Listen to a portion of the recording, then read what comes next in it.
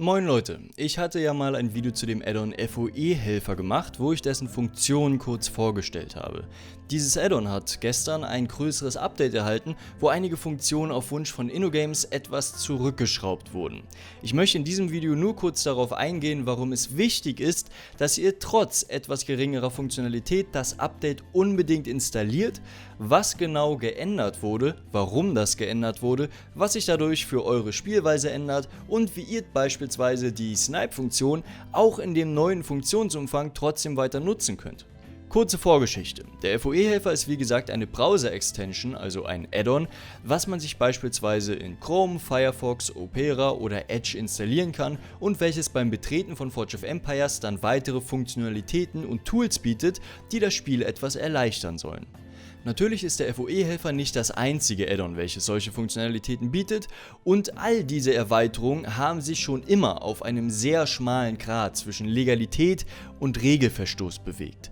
Dabei geht es insbesondere um den Paragraphen 6, Bots und Skripte, welcher definiert, dass die Nutzung von ebensolchen strengstens untersagt ist und auch noch 3 Anwendungsbeispiele anführt. Im offiziellen deutschen Forum hatte sich dann vor einiger Zeit mal ein ehemaliger Community Manager oder eine Community Managerin zu den gehäuften Anfragen geäußert und das Add-on als unbedenklich eingestuft, da es ausschließlich an den Client gesendete Daten ausliest und einfach in einer anderen Form darstellt. Diese Äußerungen wurden allerdings mittlerweile wieder gelöscht, da sie eben vom deutschen Community Management getroffen wurden und offensichtlich die Managements anderer Regionen nicht ganz der gleichen Meinung waren. So zumindest nach Aussagen von Mainline, dem Entwickler des FOE-Helfers, der mit InnoGames in Bezug auf die Legalität in Kontakt stand. Nach der Löschung des Statements vor einigen Monaten hat man das Thema also erstmal auf sich beruhen lassen und wir können, denke ich, davon ausgehen, dass sich auch nicht nochmal von offizieller Seite dazu geäußert wird. Und das muss InnoGames auch gar nicht, denn dazu gibt es ja schließlich die Regeln, auch wenn diese wie beinahe jedes Gesetz Interpretationsfreiraum lassen und dementsprechend nie ganz spezifiziert werden, ob bestimmte Tools oder bestimmte Funktionalitäten bestimmter Tools jetzt legal oder illegal sind. Jedenfalls ist vor wenigen Wochen dann auf einmal die alte Diskussion über die Legalität dieser Tools wieder aufgekocht. Einige Leute, inklusive mir, um das Ganze mal etwas transparent zu halten, sehen darin einen Zusammenhang mit der Veröffentlichung des Tools FOE Power Tool, welches zwar teilweise auf Codebestandteilen des FOE-Helfers basiert, allerdings mit enorm aggressiveren Methoden zur Informationsgewinnung vorgeht. Dabei werden nicht nur die an den Client übermittelten Daten dargestellt, sondern es werden bewusst in wenigen Sekunden tausende Abfragen an den Forge of Empires Server geschickt, um beispielsweise Informationen über legendäre Gebäude der Nachbarn zu erhalten, die man eigentlich erst bekommen würde, wenn man das Gebäude des entsprechenden Nachbarn besucht. Nun gab es tatsächlich in Foren und auf Reddit einige wenige Spieler, die der Meinung sind, dass an diesem Verhalten doch gar nichts Regelwidriges ist. Trotz des expliziten Punktes, es ist nicht erlaubt, Clickbots oder Skripte zu verwenden, die die Anzahl deiner manuellen Klicks reduziert. Nun gut, dann möchte ich einmal ganz kurz für die Illusion davon ausgehen, dass hier wirklich kein Regelbruch vorliegt. Ich denke aber, viele von euch haben schon mal von sogenannten DOS-Angriffen gehört. Davon gibt es unterschiedliche Arten, aber das Grundprinzip ist, dass man bei dem Angegriffenen einen Denial of Service hervorrufen möchte. Man versucht also beispielsweise einen Mail-Server bewusst mit einer Flut von Mails zu überlasten oder ein Netzwerk mit bewusster Überflutung von Datenpaketen oder eben einen Server durch bewusste millionenfache Anfragen zum Zusammenbruch zu bringen.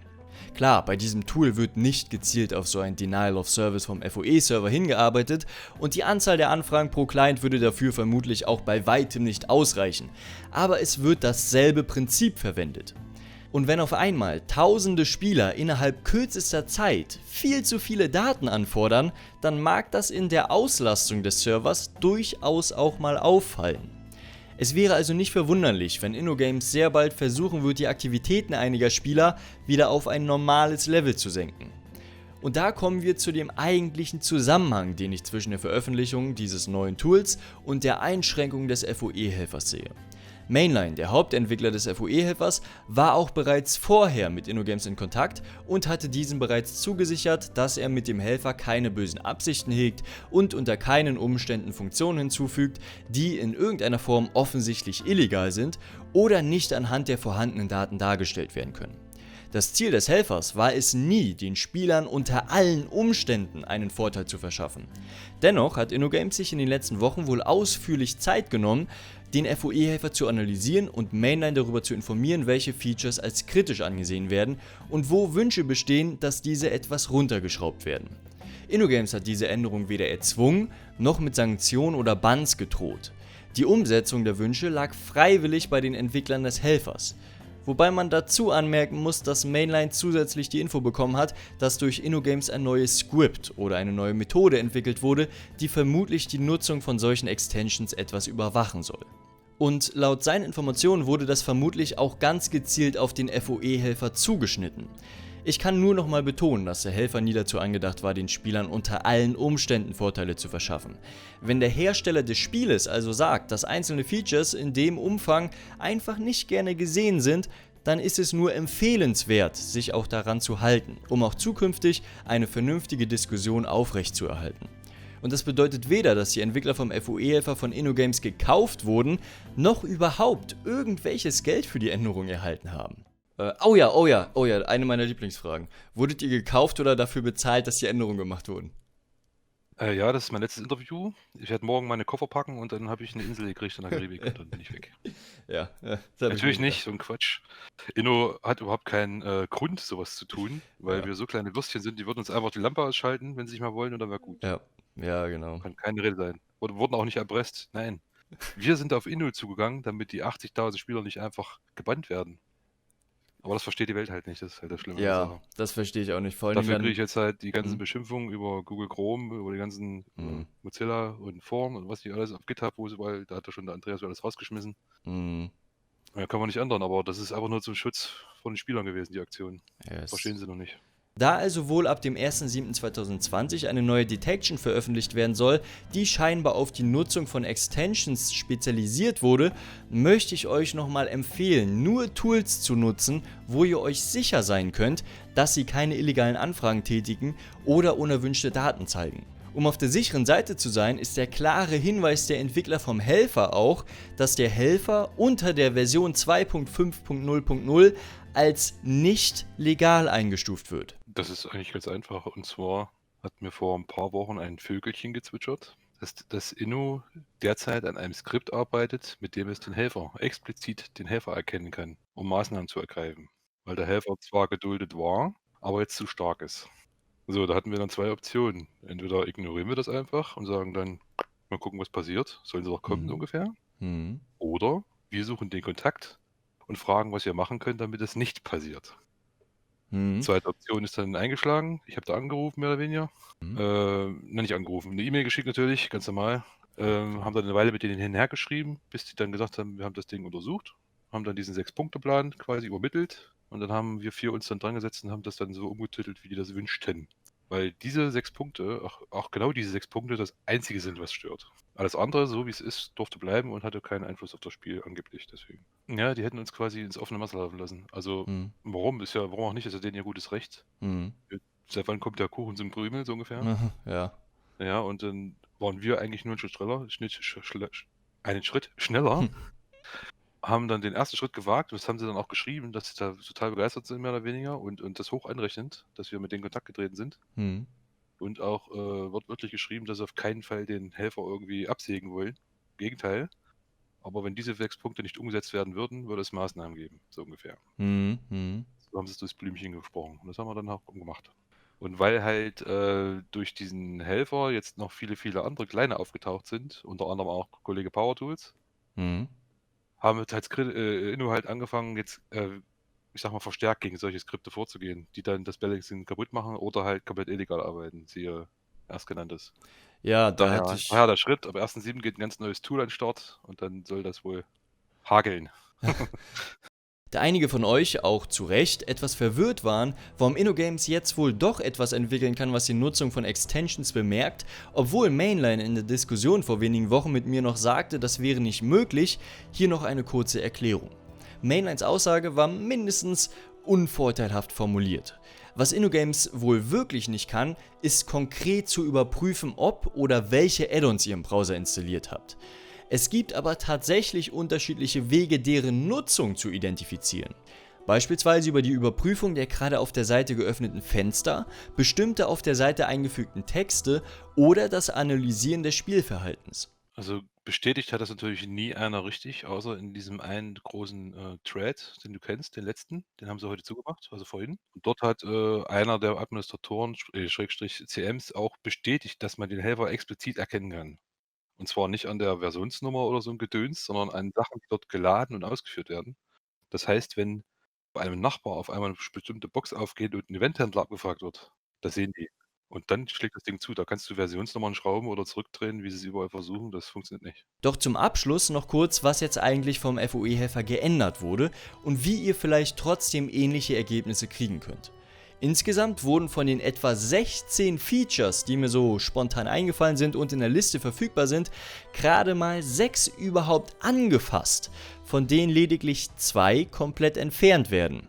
Hätte InnoGames den FOE-Helfer also wirklich böswillig kaputt machen wollen, hätten sie noch mehr als genug Spielraum dafür gehabt. Fangen wir klein an. Erstens, in der Ereignisübersicht werden nun nur noch aktuelle Ereignisse angezeigt, keine zukünftigen mehr. Hierzu hat man sich schlichtweg entschieden, weil man für diese Informationen eigentlich natürlich umständlich die an den Client übermittelten JSON-Responses auslesen müsste. Und um die Spieler etwas zu beruhigen, die schon an diesem Punkt direkt damit kommen, dass es ja jetzt nur noch unfairer ist, weil nur noch Informatiker die Informationen kriegen, das ist manuell viel zu umständlich für viel zu wenig Wissen, was man daraus beziehen kann. Und Einsen und Nullen muss man dafür auch nicht lesen können. JSON ist ein recht leicht lesbares Format, das jeder mit etwas Übung und einer kleinen Anleitung schnell versteht, also nur zu. Zweitens, in den Gildengefechten kommt es teilweise auf Schnelligkeit an und der Verhandlungsassistent hat hier durch seine schnelle Anzeige der nächsten Kombination und den dazugehörigen Tastenkürzeln auf dem Numpad für einen zu großen Vorteil gesorgt. Er wird also in den Gildengefechten entfernt, bleibt jedoch überall anders im Spiel, wo ihr verhandeln könnt, erhalten. Drittens, die Event-Quests, die man sich in-game anzeigen lassen konnte, werden nur noch auf der Website des FOE-Helfers veröffentlicht. Alternativ könnt ihr euch die Listen auch immer im englischen Fandom-Wiki anschauen. Grund hierfür war, dass diese Informationen von dem Beta-Server übernommen wurden und dementsprechend nicht zuverlässig waren. Man wollte hier einfach verhindern, dass Spieler auf den Live-Servern zu viel Vertrauen in die dargestellten Informationen legen und immer davon ausgehen, dass diese ja schon irgendwie auch dort ausgelesen wurden und dementsprechend richtig sein müssen. Viertens, die PvP-Aktivitäten waren ein Feature, was unterschiedliche Statistiken für absolvierte Kämpfe gezeigt hat. Hat man beispielsweise einen Nachbarn überfallen, so wurde einem direkt danach übersichtlich dargestellt, welche Armee diese hatte, mit welchen Boosts, wie viel Schaden genommen wurde und einige andere hilfreiche Infos. Klar könnte man dies auch alles mit Bleistift und Papier machen, doch auch hier gilt, das wurde dem Nutzer einfach zu einfach gemacht. So ausführliche Informationen, schnell auf einen Blick dargestellt, hätten einen dauerhaften Vorteil gegenüber diesem Nachbarn beim Plündern gemacht. Dazu zählt auch das kleine Fenster mit den Angriffswerten der Verteidigungsarmeen des Nachbarn, sobald man dessen Stadt besucht hat. Auch dieses Feature wurde dementsprechend komplett entfernt.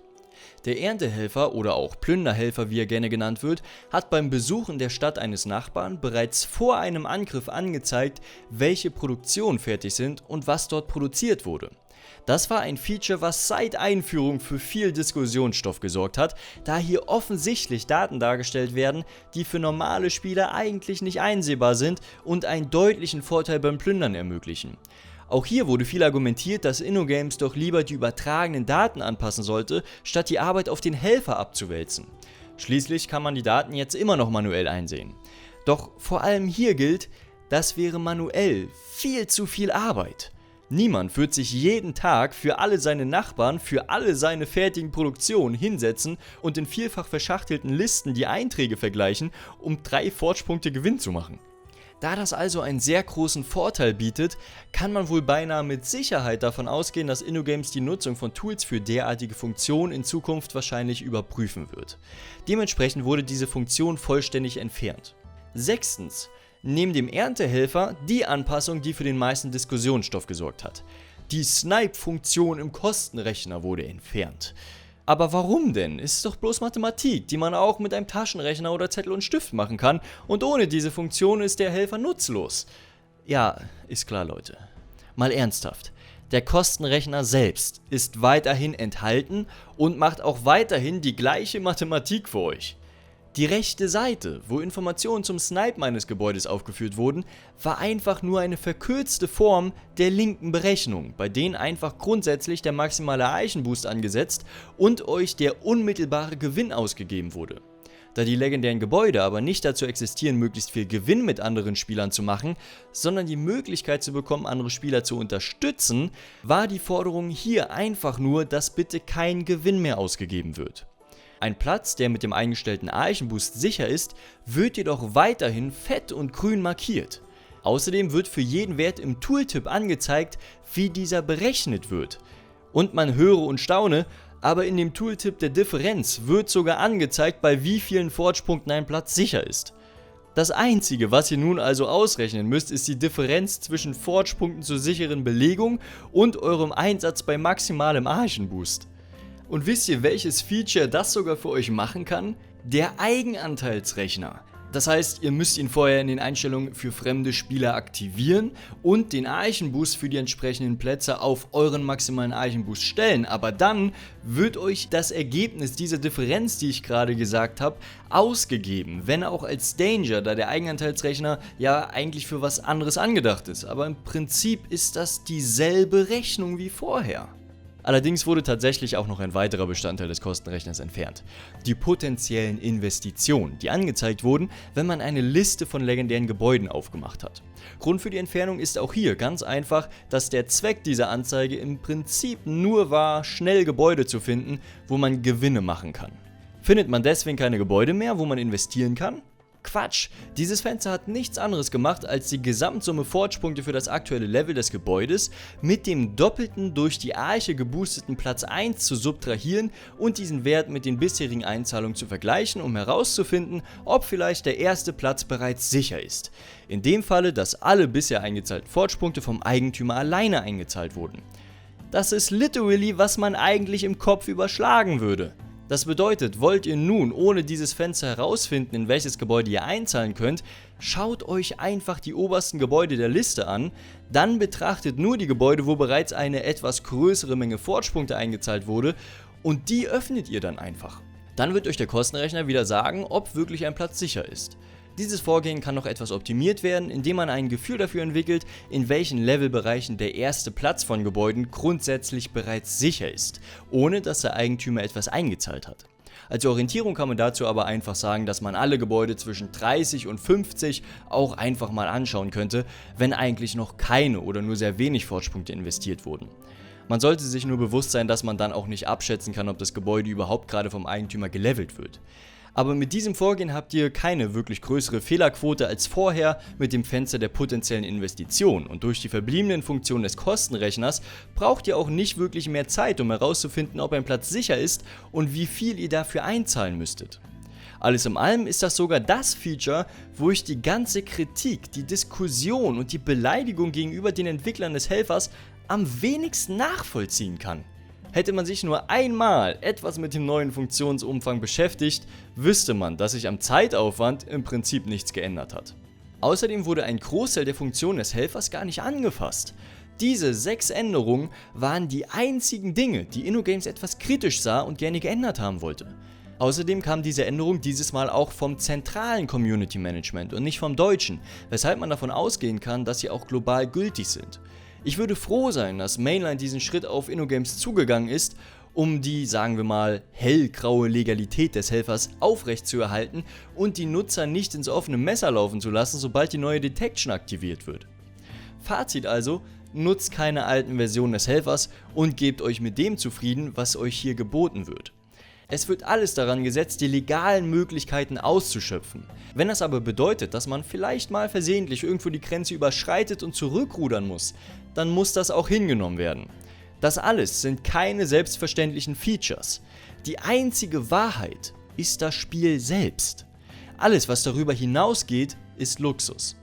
Habt also auch weiterhin viel Spaß beim Spiel und lasst bitte auch gerne mal ein paar positive Rezensionen im Chrome und Firefox Store beim Helfer da. Die letzten Tage ist da sehr viel unreflektiertes Zeug in den Kommentaren gelandet. Bis dahin aber erstmal, ciao. Ich kann's noch mal in einem kurzen Satz sagen. Wir wurden nicht bestochen, wir wurden nicht erpresst, nichts dergleichen. Wir sind auf Inno zugegangen, um die Spieler sich vor einem potenziellen, vermutlichen Bann zu schützen. Das ist alles. Haven't left the ground.